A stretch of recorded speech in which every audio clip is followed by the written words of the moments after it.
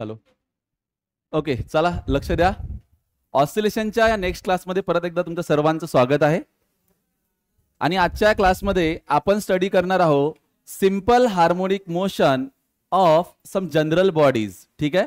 General bodies म्हणजे सरळ सरळ लक्ष द्या, इथं काही बॉडीज आहेत माझ्याकडे. जसं की ही एक अर्थ आहे आणि अर्थला जर आपण एक टनेल केलं, एक इमॅजिनरी हायपोथेटिकल टनेल, आणि त्या टनेलमध्ये जर एक बॉल फ्रीली आपण सोडून दिला, तर पहिला प्रश्न आपण हा की या बॉलचं मोशन कोणत्या पद्धतीचं होईल आणि त्याचा ऑसिलेशनचा पिरियड किती असायला पाहिजे ते आपण डिस्कस करू. सोबतच जशा काही फ्लोटिंग बॉडीज असतात, फॉर दॅट मॅटर इथं वॉटर घेतलं आणि वॉटरमध्ये हा एक ऑब्जेक्ट आहे, त्या ऑब्जेक्टला आपण फ्लोट करत ठेवलेला आहे. याला जर मी थोडंसं पुश करून रिलीज केलं तर हा सुद्धा इथं काय करेल, या लिक्विडच्या सरफेस वरती ऑसिलेटरी मोशन करेल किंवा एसएचएम परफॉर्म करेल. त्याच्याबद्दल आपल्याला स्टडी करायचं आहे. आणि लास्टली जर एखादा यू ट्यूब आपल्याकडे असेल ज्याच्यामध्ये आपण एक आयडियल लिक्विड कन्सिडर केलेलं आहे, त्याला जर आपण प्रेशर अप्लाय करून इकडून पुश केलं आणि इथं लिक्विड लेवल राईज होईल, सोडल्यानंतर इथं या ट्यूब मध्ये याचं कोणतं मोशन सुरू होईल, ऑसिलेटरी मोशन सुरू होईल. त्याच्याबद्दलही आपल्याला बघायचं आहे की हे ऑसिलेटरी मोशन कशामुळे होते. ठीक आहे. तर mainly simple harmonic motion of general bodies मध्ये आपण सर्वात आधी डिस्कस करू या अर्थचा एक्झाम्पल. तर पहा काय दिलेलं आहे की a particle of mass m is dropped in a tunnel along a diameter of earth as shown, then calculate its time period for the oscillation. तो क्या किया, ऐसा इमेजिन किया कि अर्थ को हमने आर पार एक टनल किया. ठीक है. और उस टनल के अंदर एक पार्टिकल, एक ऑब्जेक्ट जिसका मास कितना हो, m हो, उसको आपने क्या किया, रिलीज किया. तो पहले बात करते हैं इसके मोशन के बारे में कि ये मोशन कैसे करेगा. तो क्या इस पार्टिकल का मोशन ऑसिलेटरी मोशन होगा, ये देखने के लिए हमें पता है कि एसएचएम के लिए बात ये होती है कि जो एक्सलरेशन होता है ये प्रोपोर्शनल होना चाहिए उसके डिस्प्लेसमेंट से. अगर कभी भी एक्सलरेशन डिस्प्लेसमेंट से प्रोपोर्शनल होगा और अपोजिट डायरेक्शन में होगा तो वो मोशन कहलाता है सिंपल हार्मोनिक मोशन. यहां पे देखो, जैसे ही आपने इस फ्री बॉल को छोड़ दिया तो इसके अंदर एक एक्सलरेशन प्रोड्यूस हुआ and it is acceleration due to gravity. क्योंकि हमें पता है अर्थ का सेंटर और बॉल का सेंटर, इन दो के सेंटर के बीच में वो फोर्स लग रहा है, तो अर्थ के सेंटर की तरफ एक खींचा जाएगा, मतलब एक्सलरेशन इधर लग रहा है. ठीक है. ओके. देन वो सेंटर पे पहुंच जाएगा. सेंटर के बाद वो नीचे जाना शुरू हो जाएगा. नीचे क्यों? क्योंकि उसको जब वो ऊपर से नीचे आता है तो ये एक मोमेंटम गेन कर चुका था जिसकी वजह से वो ऊपर आना शुरू होगा. तो जब बॉल ऊपर ऊपर आता है, ठीक है, तो इसके ऊपर एक्सलरेशन इधर लगेगा, क्योंकि बॉल के ऊपर लगने वाला ग्रेविटेशनल फोर्स तो हमेशा सेंटर की तरफ लगेगा ना. किधर लगेगा? सेंटर की तरफ. तो एक्सलरेशन काम कर रहा है सेंटर की तरफ और डिस्प्लेसमेंट उसके अपोजिट डायरेक्शन में है. देखो आप, डिस्प्लेस होते जा रहा है नीचे नीचे, एक्सलरेशन ऊपर काम कर रहा है. इसका मतलब अभी यहां तक आएगा, यहां से फिर किधर जाएगा, ऊपर, ऊपर जाके फिर ऊपर, और यहां पे ये बॉल ऑसिलेट करना स्टार्ट होगा. नीचे नहीं गिरेगा क्योंकि सेंटर के ऊपर फोकस्ड है वो फोर्स. तो दिस बॉल विल स्टार्ट ऑसिलेटिंग और इसलिए उसका मोशन क्या कहलाएगा, सिंपल हार्मोनिक मोशन. ठीक है. अब अगर इसका मोशन सिंपल हार्मोनिक मोशन है तो, और हमने यहाँ पे कुछ अजम्पशन ये की, अजम्पशन मतलब क्या, capital M mass of earth होता है, रेडियस ऑफ अर्थ हमने आर मान लिया, उस पार्टिकल का मास एम मान लिया और अर्थ का सेंटर ये हमने सी अज्यूम किया है. तो अगर ये एसएचएम परफॉर्म कर रहा है तो इसके पीरियड का फॉर्मूला, इसका कोई डेरिवेशन नहीं, इसका पीरियड का डायरेक्टली हमारे पास फॉर्मूला है and is 2 pi under root of r upon G. t is equal to 2 pi under root of r upon G. और यहां पे अगर हम g की वैल्यू 10 पुट करें और रेडियस ऑफ अर्थ की जो वैल्यूज है, what is that, 6400 kilometre, convert करके अगर मीटर में उसको पुट करें तो हमारे पास जो पीरियड का वैल्यू आएगा, इट विल बी 84.6 मिनट. कितना आएगा, 84.6 मिनट. तो अगर किसी यम मास को हम इसमें ऐसे टनल में ऑसिलेट करते हुए छोड़े तो उसके ऑसिलेशन का पीरियड कितना होगा बच्चा, 84.6 मिनट. क्लियर है सबको ये बात? ओके. ये चीज आपको ध्यान, और ये 84.6 मिनट सुना सुना सा लग रहा है. कहां पे हमने पेंडुलम के केस, इसमें 2 केसेस देखी थी. पेंडुलम का टाइम पीरियड लिया था और लेंथ ऑफ पेंडुलम अगर कंपेरेबल टू आर हो, इंफिनिटी हो, और एक कौन सा लिया था, जब निग्लिजिबल हो, तो 3 केसेस में से एक केस के साथ ये मैच होता है. जब जब पेंडुलम की लेंथ इंफिनिटी होगी तब इतना ही टाइम पीरियड होता है सिंपल पेंडुलम का. ये केस हमने पढ़ी थी. ठीक है. आगे बढ़ते हैं. और अब देखते हैं इस फ्लोटिंग बॉडी के बारे में, ठीक है। तो देखो सबसे पहले क्वेश्चन को ठीक से पढ़ लेते हैं। बोल रहा है calculate the period, period calculate करना है of small oscillation of a floating body. तो हमारे पास एक फ्लोट करती हुई बॉडी, अब कोई भी बॉडी लिक्विड पे फ्लोट कब करेगी, जब उसकी डेंसिटी उस लिक्विड के डेंसिटी कंपैरिजन में कम होगी, क्योंकि अगर इसका डेंसिटी ज्यादा होता तो डूब जाता ना, तो काय का ऑसिलेशन काय का कहीं डुबलर का रहा तो ये डूबा नहीं है, मतलब कि इसका जो डेंसिटी है सिग्मा, सिग्मा नहीं इसका डेंसिटी रो ले लो।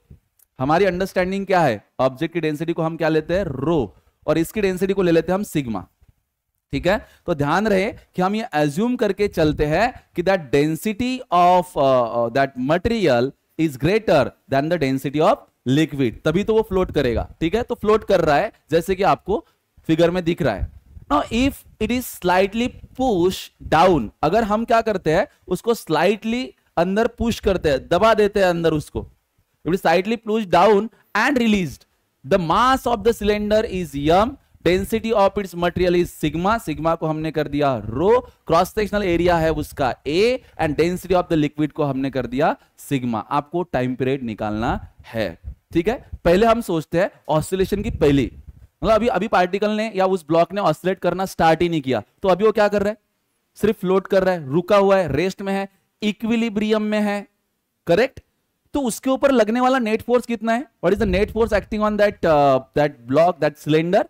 तो एफ नेट जो होगा वो होगा कि भाई इसके ऊपर देखो डाउनवर्ड डायरेक्शन में एक फोर्स लग रहा है, उसका खुद का वेट mg, क्योंकि हमने सिलेंडर का मास m लिया है, तो वेट लगेगा mg डाउनवर्ड डायरेक्शन में, और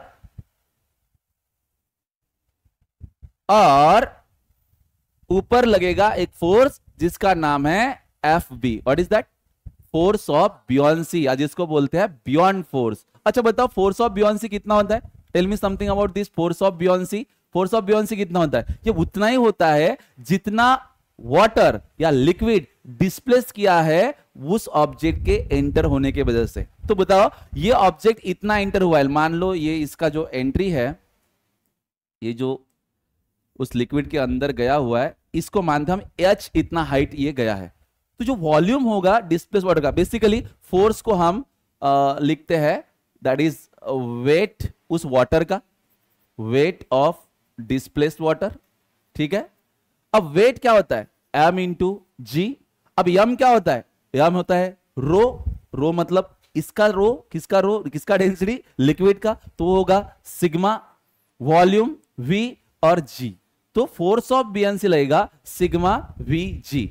अगर यच हाइट इतना वो डीप है उसके अंदर और इसका क्रॉस सेक्शनल एरिया ए है, तो वो डूबा हुआ जो वॉल्यूम है,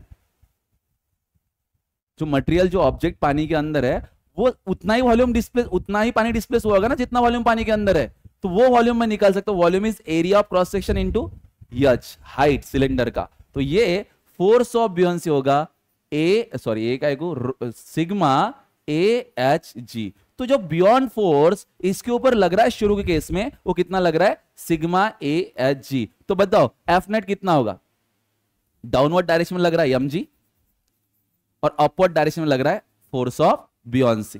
तो F net is equals to, इसको भी लिखो, ये एम, यहां पे एम डिस्प्लेस पानी का मास था, ठीक है, एम डैश से 0 is equals to M G minus sigma A H G. तो यहां पे M G is equals to कितना आएगा, sigma A H G equation 1, M G put करना है उधर अपने को। चलो आगे आलते हैं।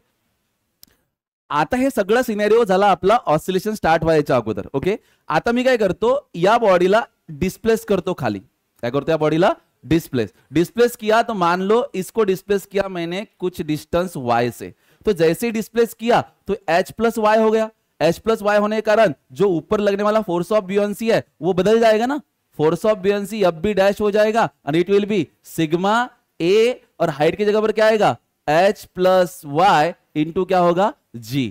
अब जो नेट फोर्स है वो नेट फोर्स 0 नहीं है, क्योंकि ज्यादा हो गया ना वो फोर्स ऑफ बियॉन्सी। जैसे कि अगर तुम देखेंगे वेट mg नीचे लग रहा था, फोर्स ऑफ बियॉन्सी जैसे ही दबाया फोर्स ऑफ बियॉन्सी बढ़ गया, तो फोर्स ऑफ बियॉन्सी बढ़ गया तो एफ नेट कितना होगा, F net is equal to force of buoyancy ज्यादा है तो एफ बी डैश और माइनस क्या होगा mg। F net F net is equal to, बोलो एफ बी डैश कितना आया, sigma A H plus Y, okay, into G minus M G. अब इसको अंदर मल्टीप्लाई करो, सिग्मा ए एच, ठीक है, उसके बाद में जी, then plus sigma A Y जी और माइनस क्या होगा एम जी। ठीक है, आगे बढ़ते हैं।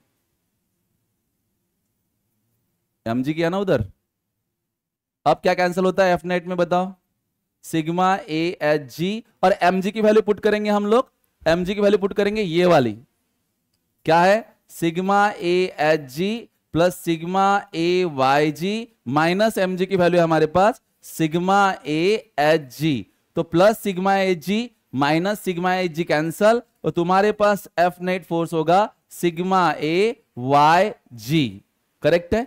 अब अगर इसको देखो तो हमारे पास F net is equal to ये फॉर्मूला आ गया है, लेकिन जो डिस्प्लेसमेंट तुमने किया है वो नीचे किया है, और जो फोर्स ऑफ बियोंसी नेट फोर्स लगेगा वो ऊपर लग रहा है, इसका मतलब एफ नेट और जी के बीच में जो डायरेक्शन है वो अपोजिट है, तो साइन क्या आएगा माइनस, तो मैं यहां पे कह सकता हूं F net is equal to minus sigma A Y into क्या रहेगा जी। इसको इक्वेशन नंबर दे दो 1।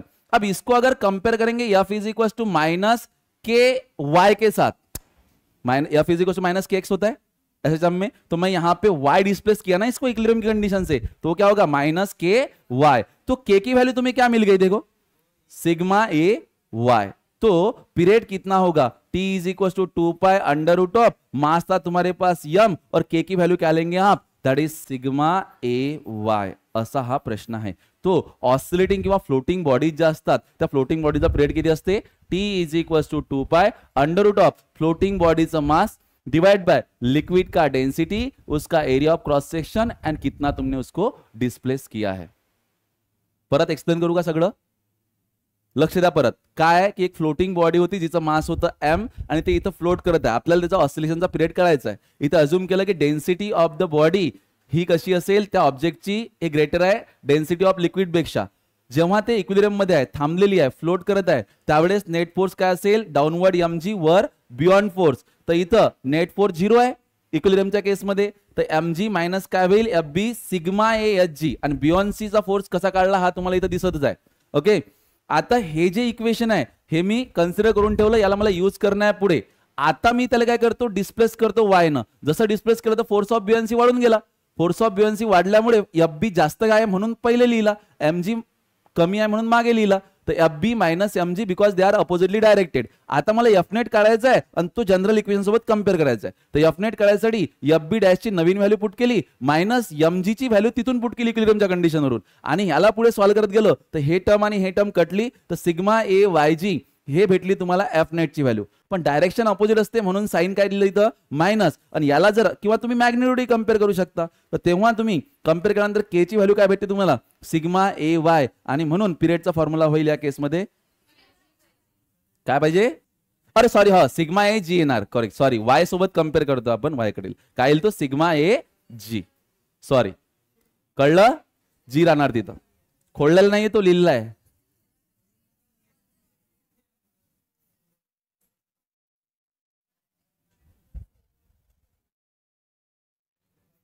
सिग्मा ए जी, ठीक आहे। चला पुढे, हे काही नाही, इथंच ते बॉडी नाचणार आहे आता, पहिले फ्लोटिंग सिच्युएशन मध्ये जर तुम्ही इथून समजा डिस्प्लेस केलेला वाय, तर इथंच तिचं काय होणार आहे ऑसिलेशन, ठीक है, हे मला आधी दाखवायला पाहिजे तुम्हाला इमेजिन करण्यासाठी, ठीक है। अब एक नोट है छोटी सी, अगर यूट्यूब है, क्या है यूट्यूब में तुमने क्या किया, इस चीज को कॉम्प्रेस किया, मतलब दबाया, प्रेशर अप्लाई किया, तो ऑब्वियसली उधर से राइज होगा, छोड़ देंगे तो that fluid will start oscillating in a YouTube. तिथं फक्त एक गोष्ट लक्षात घ्यायची की हे जे फ्लूइड आहे हे कोणतं अज्युम करायचं तुम्हाला, आयडियल फ्लूइड, कारण ते कॉम्प्रेस झालं पाहिजे नाही, ठीक आहे। तर आयडियल फ्लूइड असलं आणि तुम्ही इथून प्रेशर लावलं तर इथं याच्यामध्ये ऑसिलेशन स्टार्ट होऊन जातील, मग याच्या ऑसिलेशन मागे मेन रिजन काय, प्रेशरचं व्हेरिएशन, जेव्हा तुम्ही याच्या एंडवरती असलेलं प्रेशर डिफरन्स क्रिएट कराल किंवा प्रेशर चेंज कराल तेव्हा याच्यामध्ये काय होईल एसएचएम, तर तुम्ही असं सांगू शकता की यूट्यूब मध्ये pressure variation is the reason of its oscillation. ठीक आहे, हे गोष्ट तुम्हाला लक्षात ठेवायची आहे. ठीक आहे, तर आता हा व्हेरियस बॉडीचा टॉपिक इथं एंड झालाय. आता चॅप्टरच्या लास्ट पार्ट मध्ये आपण एंट्री करतोय. ठीक आहे, आणि last topic of the oscillation is composition of 2 SHM. काय टॉपिकचं नाव रे? Composition of 2 SHM. कंपोजिशन म्हणजे काय? एकत्रीकरण. कंपोजिशन म्हणजे काय?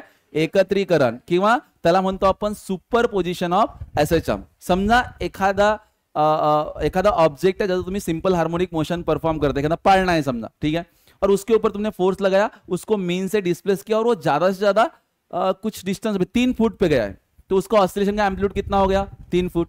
ठीक है, अब वो 3 फुट के एम्पलीट्यूड से ऑसिलेट हो रहा है, तो ये एक सिंपल हार्मोनिक मोशन अभी के लिए हम कंसिडर कर रहे हैं. ठीक है, अब वो खत्म कर दिया.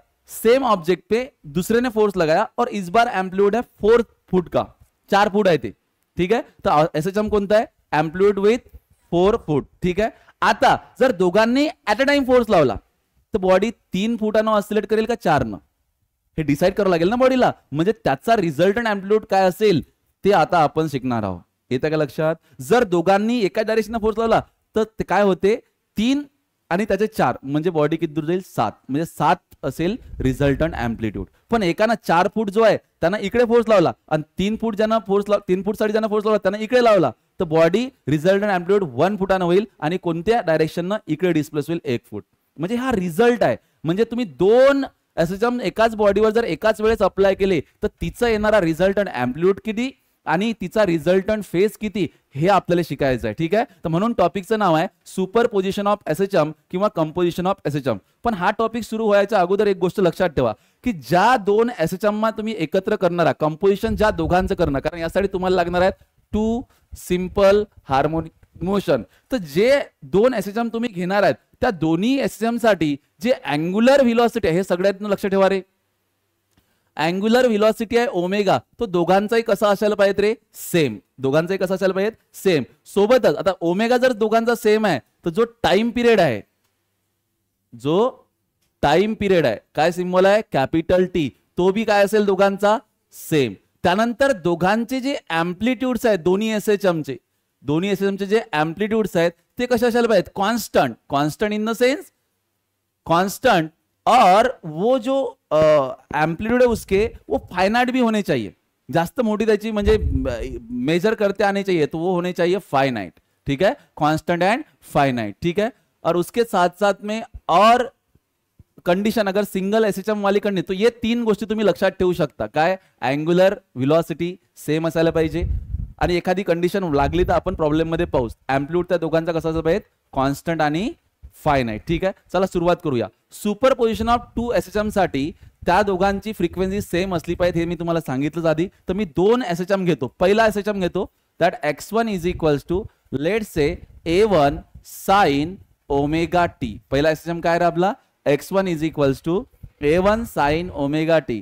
आणि दुसरा एसएचएम आहे x2 इज इक्वल्स टू त्याचा amplitude a2 sine omega T plus याचा काहीतरी फेज वेगळा आहे. याचा जो फेज आहे तो किती आहे? Omega T. आणि याचा फेज किती आहे? Omega T plus five. म्हणजे हा निघताना कुठून निघालाय? मीन वरूनच निघाला असेल. हा कुठून तरी वेगळ्या ठिकाणी होता. दोघांचा जो फेज आहे तो अलग अलग आहे. दोघांमध्ये फेजचा डिफरन्स आहे. तर यांच्या दोघांच्या मिक्सचरमुळे, यांच्या दोघांच्या कंपोजिशनमुळे बनणारे जे रिझल्टंट मोशन बनेल, रिझल्टंट एसएचएम असेल, त्याची जे फ्रिक्वेन्सी असेल ते सुद्धा याच्या फ्रिक्वेन्सी सेमच असते. इथं दिलंय superposition of SHM of same frequency is also SHM. म्हणजे या दोघांना मिक्स करून एक मोशन बनेल, ते सुद्धा सिंपल हार्मोनिक मोशनच असणार आहे. तर तो रिझल्टंट एक्स काय असेल? तो असेल X is equals to R sine omega T plus, इथं मी डेल घेऊ शकतो किंवा एखादा दुसराही सिंबल घेऊ शकतो. ठीक आहे, तर हा रिझल्टंट फेज आहे. आय रिपीट, हा काय रे? Resultant phase. ठीक आहे, हा जो आर आहे याले म्हणतात रिझल्टंट एम्पलीट्यूड. काय म्हणतात त्याले? Resultant amplitude. ठीक आहे, तर हा x is equals to R sine omega T plus del, हे जे इक्वेशन आहे या इक्वेशन मध्ये आर कसा काढायचा आणि डेल कसा काढायचा ते आपण पहिले बघू. त्यासाठी काय करा, त्यासाठी या दोघांचं एक तसं मोठं डेरिव्हेशन बोर्डसाठी आहे, पण आपण डेरिव्हेशन वरती जाणार नाही. मी डायरेक्ट तुम्हाला शॉर्ट मध्ये सांगतो तो फॉर्म्युला आला कसा. तुम्ही व्हेक्टर शिकलेला आहे, बरोबर आहे.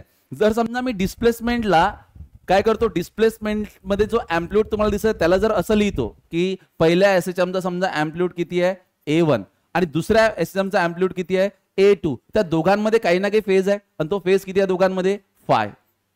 दोन्ही एसएचएम मधला फेज किती आहे रे फाय. पहिलं एसएचएम कोणतं A1, दुसरं कोणतं समजा A2 च्या फॉर्म मधलं ना अँप्लिट्यूड त्याचा, आणि दोघांमधला फेज किती आहे फाय. तर रिझल्टंट अँप्लिट्यूड इथं मधात कुठेतरी लाय करील, बरोबर आहे, त्याला काय म्हणू आपण आर. तर हा रिझल्टंट अँप्लिट्यूडचा फॉर्म्युला आपण व्हेक्टर मध्ये शिकलेलो आहे. आणि काय तो फॉर्म्युला सांगा बरं. That formula is R is equals to under root of A square plus A1 square plus A2 square plus twice A1 A2 cos of दोन व्हेक्टर मधला अँगल म्हणजे कॉस ऑफ फाय.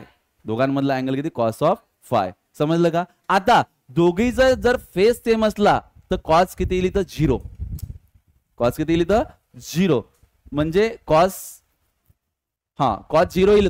आणि जर कॉस 0 आला समजा तर काय होईल 1. तर याला जर सॉल्व्ह केलं तुम्ही तर ते येते A1 plus A2 direct. R काय येईल तुमचा तो येईल A1 प्लस A2. म्हणजे मला तुम्हाला सांगायचं की दोघांनी जर सेम डायरेक्शन फोर्स लावला असता तर दोन्ही अँप्लिट्यूडची डायरेक्ट ऍडिशन झाली असती.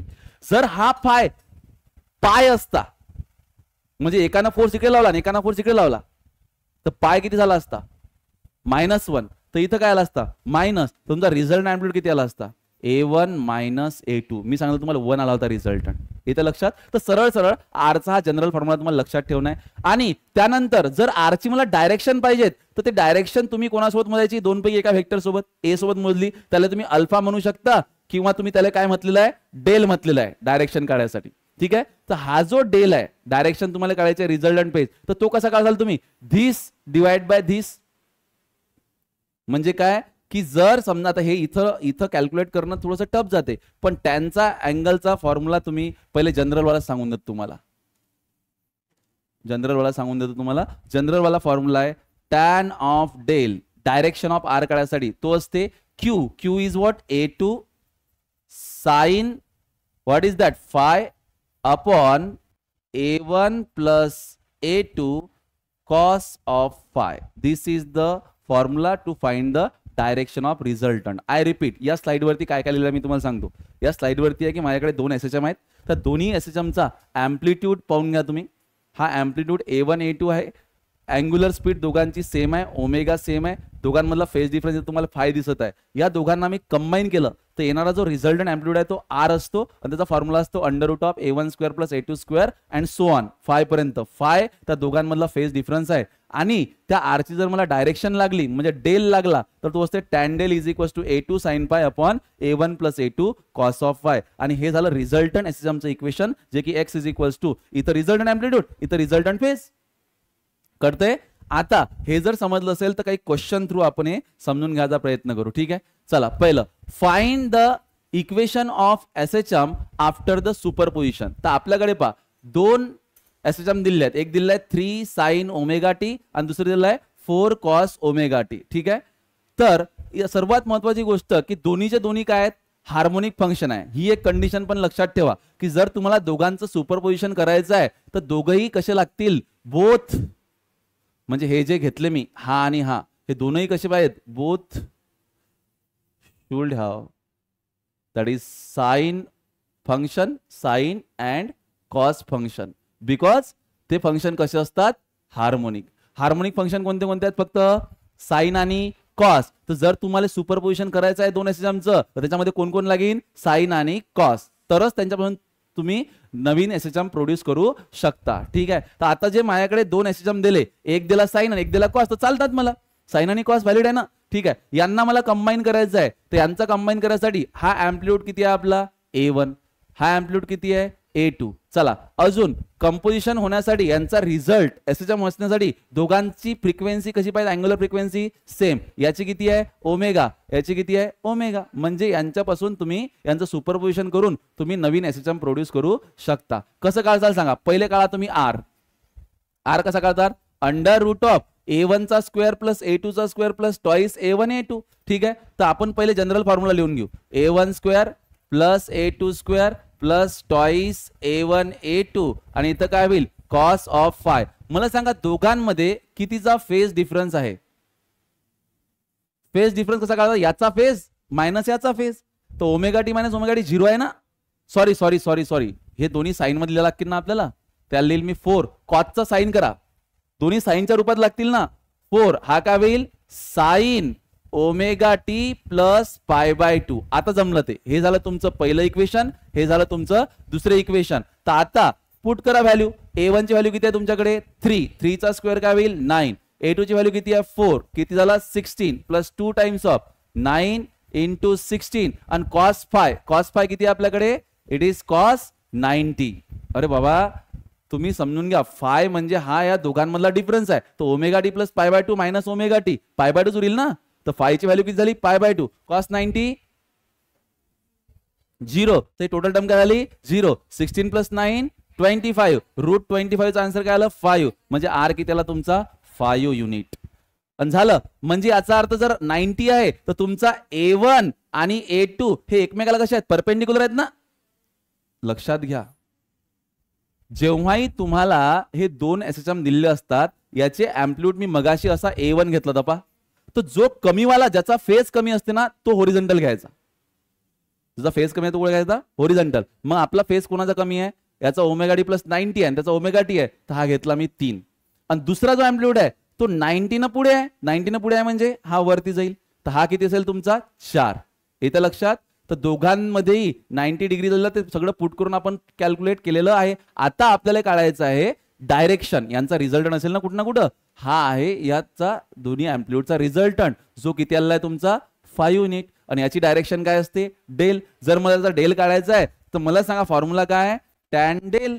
बरोबर आहे. तर टॅन डेल काढायसाठी मी असंही करू शकतो ना, this is what y upon x म्हणजे 5/3. तर इथं काय येईल 5/3. तर डेलचा टॅनचा असा अँगल ज्याची व्हॅल्यू 5/3 आहे. 37 53 किती येईल 53. तर इथून जे इक्वेशन मिळेल ते काय मिळेल x is equal to resultant मिळेल r sine omega T plus del. तर आर किती आहे तुमचा 5 sine omega T plus 53 degree. हे झालं तुमचं रिझल्टंट एसएचएम. तुम्हाला विचारलं होतं find the equation of SHM after superposition. This is the equation of SHM after superposition. कारण तुम्हाला रिझल्टंट एम्प्लिट्यूड पाहिजे होता, रिझल्टंट फेज पाहिजे होता. रिझल्टंट एम्प्लिट्यूड काढला तुम्ही या फॉर्म्युल्यानं आणि रिझल्टंट फेज जो काढला तुम्ही तो काढला त्यांच्या फॉर्म्युल्यानं. कळत आहे का.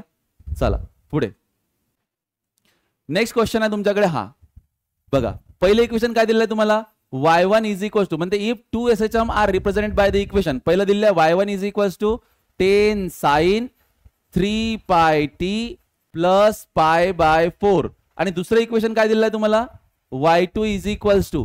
हे इक्वेशन जे आहे हे ऑलरेडी सुपरपोजिशन आहे दोन सिंपल हार्मोनिक वेव्हचं. ठीक आहे. तर काय दिलेलं आहे y2 is equal to 5 sine 3πt plus √3 cos of 3πt और कंप्लीट.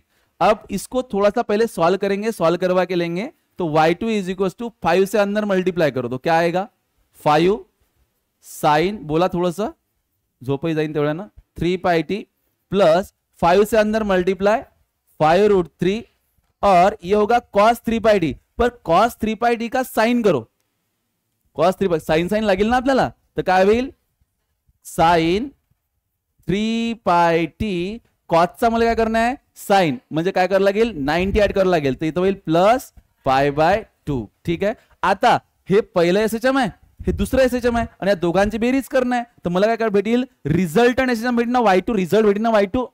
तर यांना ऍड करा काय भेटेल मला सांगा. हा कोण आहे तुमचा a1 हा कोण आहे तुमचा a2. ओके. दोघांमध्ये फेज डिफरन्स कितीचा आहे 90चा. म्हणजे हे तर कहाणी तेच झाली ना. हा a1 कमी फेज कोणाचा आहे याचा तर हा घेईन तुम्ही 5 आणि जास्त फेज कोणाचा आहे याचा. तर इथं एम्प्लिट्यूड किती आहे 5√3 आणि याचा रिझल्टंट एम्प्लिट्यूड इथं मदत येणार आहे. याची डायरेक्शन काय असणार आहे डेल. तर आर कसा काढाल तुम्ही याचा स्क्वेअर प्लस याचा स्क्वेअर. तर 5चा स्क्वेअर किती असेल 25 प्लस याचा स्क्वेअर किती होईल 25 आणि तो 3 75 म्हणजे तो किती होईल 100 रूट मध्ये म्हणजे किती होईल 10 म्हणजे तुमचा आर काय येईल 10. तर y2 काय असेल रिझल्ट एम्प्लिट्यूड झाला तुमचा 10 आणि into sine omega T plus तुम्हाला काय काढणार आहे डेल. अरे बरं समजत आहे का तुम्हाला काय म्हणत मी डेल. डेल काढणार आहे तर डेल साठी परत काय करेल मी हा घेईल मी y आणि 5√2 हा आहे ना 5√3 this is y this is x. तर सांगा tan del काय होईल. tan del is equals to 5√3 upon 5 5 cancel.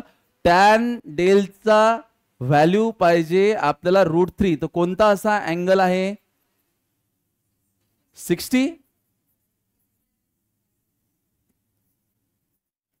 tan 60√3 ना. ओके म्हणजे किती π/3. तर तुमचं दुसरं इक्वेशन किती झालं 10 sin ω t प्लस π/3. हे झालं दुसरं आणि हे होतं तुमचं पहिलं. आणि तुम्हाला विचारलं find the ratio of their amplitude. आता याचा आणि याच्या अँप्लिट्यूडचा रेशो काढा आणि फेज डिफरन्स काढा. तर सांगा रेशो अँप्लिट्यूडचा काय होईल A1 अपॉन A2. तर A1 किती आहे 10 आणि A2 किती आहे 10. तर अँप्लिट्यूडचा रेशो किती येईल 10/10 इज इक्वल्स टू 1. आणि दुसरी गोष्ट काय काढायला सांगितलं ना फेज डिफरन्स. तर फेज डिफरन्स म्हणजे याचा आहे 3πt प्लस π/4 आणि याचा किती आहे ω t म्हणजे 3πt घ्यायचं होतं बरं इथं. That is 3πt plus π/3.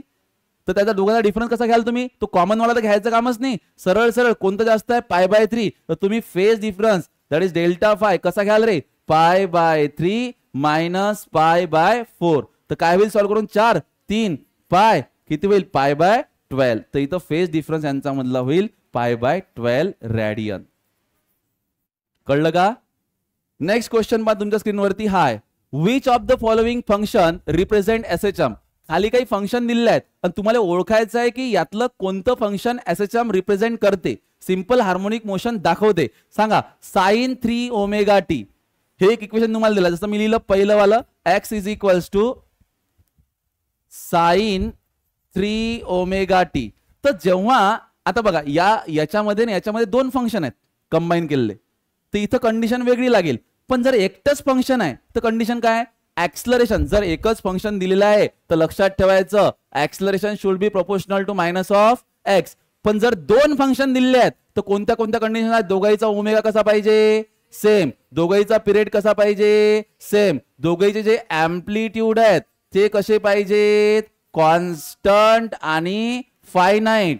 आणि लास्ट गोष्ट कोणती सांगितली की दोघे हार्मोनिक पाहिजेत म्हणजे साइन किंवा कॉस याच्यापैकीच फंक्शन त्याच्यामध्ये पाहिजे. तर चला पहिलं इक्वेशन घेतलं एकच आहे तर मग काय चेक करसाल ऍक्सलरेशन प्रोपोर्शनल टू एक्स आहे का. आणि ते कसं करसाल डिफरन्शिएट. तर v इज इक्वल्स टू काय होईल साइनचा डेरिव्हेटिव्ह कॉस 3ω t आणि 3ω चा रिपीट डेरिव्हेटिव्ह काय होईल 3ω. करताय का. हा कोण झाला v. आता याच्यावरून कोण काढतो a म्हणजे काय ऍक्सलरेशन. तर काय होईल 3ω कॉन्स्टंट कॉसचं काय होईल मायनस साइन 3ω t आणि रिपीट डेरिव्हेटिव्ह काय होईल 3ω मायनस 3 3 जा 9 ω² साइन 3ω t. पण साइन 3ω t कोण आहे x. तर हा होईल मायनस 9 ω² x. हे झाली तुमची ऍक्सलरेशन व्हॅल्यू. तर हा तर कॉन्स्टंटच आहे म्हणजे ऍक्सलरेशन प्रोपोर्शनल टू एक्स आहे. तर हे वालं इक्वेशन काय SHM आहे. बरोबर आहे ना. It is an SHM. हे SHM आहे. ठीक आहे. चला दुसरं सेकंड चेक करू. सेकंड मध्ये पहा बरं x इज इक्वल तुम्हाला दिलेलं आहे sine ω t plus 2 cos ω t. सांगा SHM आहे की नाही. दोन फंक्शन आहेत. दोन फंक्शन असली काय चेक करतो आपण ओमेगा सेम आहे का. ओमेगा सेम आहे का. अरे इथं भी ओमेगा आहे आणि इथं भी ओमेगा आहे तो ओमेगा सेम. दुसरी फंक्शन ओमेगा सेम म्हणजे पिरियड सेम. नेक्स्ट अँप्लिट्यूड दोघांचा कॉन्स्टंट. आता इथं अँप्लिट्यूड किती आहे 1 इथं किती आहे 2 तो कॉन्स्टंट आहे ते नंबर. ठीक आहे. त्यानंतर साइन आणि कॉस आहे का यस म्हणजे it is an SHM. SHM आहे. तिसरं घ्या थर्ड काय sine omega T cos 2ω t. SHM आहे का काय चेक करसाल ओमेगा सेम आहे का ओमेगा सेम नहीं. इसकी फ्रीक्वेंसी ओमेगा है इसकी फ्रीक्वेंसी 2ω है. इसका मतलब ये SHM नहीं है. Next log omega T. Log omega T नाही हे फंक्शनच हार्मोनिक नाही आहे त्याच्यामुळे नॉट SHM. तर हे तुम्हाला ओळखता आलं पाहिजे. परत एकदा इथं लक्ष द्या साइन 3ω t SHM आहे. पण जर असं असतं x is equals to 3t sine 3ω t असं असतं तर SHM आहे का. आता साइन बी आहे हार्मोनिक फंक्शन एकच आहे ना. तर असं वाटते हार्मोनिक फंक्शन आहे म्हणजे हा हार्मोनिक एसएचएम आहे, पण नाही. 3t जसा जसा टाइम बदलील हा अँप्लिट्यूड बदलू राहिला नाही इथचा. जर 3 sin 3 ओमेगा टी होता तर 3 कॉन्स्टंट असता, पण टाइम नुसार 3t बदलून राहिला ना, म्हणजे जर तिथं व्हेरिएबल असता तर ते एसएचएम नसतं. हे एसएचएम नाही आहे, पण हे एसएचएम आहे. ठीक आहे. त्यानंतर next, describe the motion represented by the equation x is equal to sine square omega t. आपल्याकडे दिलेलं आहे x is equal to sine square omega t. यानं कोणतं मोशन केलं? ठीक आहे. तर तुम्हाला माहित आहे साइन स्क्वेअर थिटाला तुम्ही काय लिहू शकता? एक फॉर्म्युला आहे, तुम्हाला माहित असेल, x is equal that is 1 minus cos 2 theta that is 2 omega T upon काय रे 2. याला जर पुढे सॉल्व्ह केला तर 1/2 मायनस 1/2 कॉस 2 ओमेगा टी. आता बघून घ्या, इथं आधी स्क्वेअर होता तर स्क्वेअर मध्ये आपल्या लक्षात येत नाही, कारण स्क्वेअरचा प्रॉब्लेम काय होते की ज्या निगेटिव्ह व्हॅल्यू त्या बी तो पॉझिटिव्ह करून टाकते. पण मी त्याला सॉल्व्ह केलं आणि सॉल्व्ह केल्यानंतर चेक केलं तर आता तुम्ही सांगू शकता की याच्यामध्ये सिंगल कोसाइन फंक्शन आहे, सिंगल आहे याच्यामध्ये, आणि याची जे फ्रिक्वेन्सी आहे ते किती आहे 2 ओमेगा आहे. तर हे कोणतं मोशन आहे? एसएचएम आहे इथं. ठीक आहे. त्यानंतर next, describe the motion represent by the equation x is equal to, हा पण एक फॉर्म्युला आहे, दॅट इज द फॉर्म्युला कोणता? Sine cube theta. काय फॉर्म्युला आहे रे? It is 3 sine theta minus 4 sine cube theta. Correct लिहिला का? बरोबर आहे ना? नाही sorry,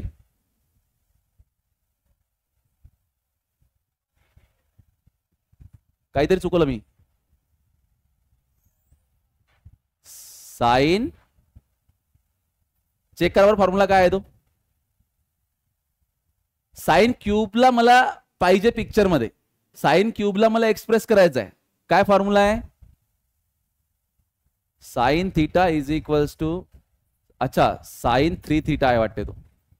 sign 3 theta is equals to 3 sine theta minus 4 sine cube theta. Check करा हा आहे का, आता कन्फर्म करा. हाच आहे ना? हा चला, आता आपल्याला पाहिजेत आपल्या इक्वेशन फॉर्म. आता इथं थीटा आहे, मी ओमेगाच्या फॉर्म मध्ये जाईल म्हणजे काय होईल? Sine 3 omega t is equals to 3 sine omega t minus 4 sine cube omega t. हे निगेटिव्ह टर्म इकडे शिफ्ट करा म्हणजे 4 sine cube omega t is equals to 3 sine omega t minus sine 3 omega t. हा 4b divide मध्ये घेऊन जातो, कारण माझ्याकडे फक्त साइन क्यूब ओमेगा टी आहे.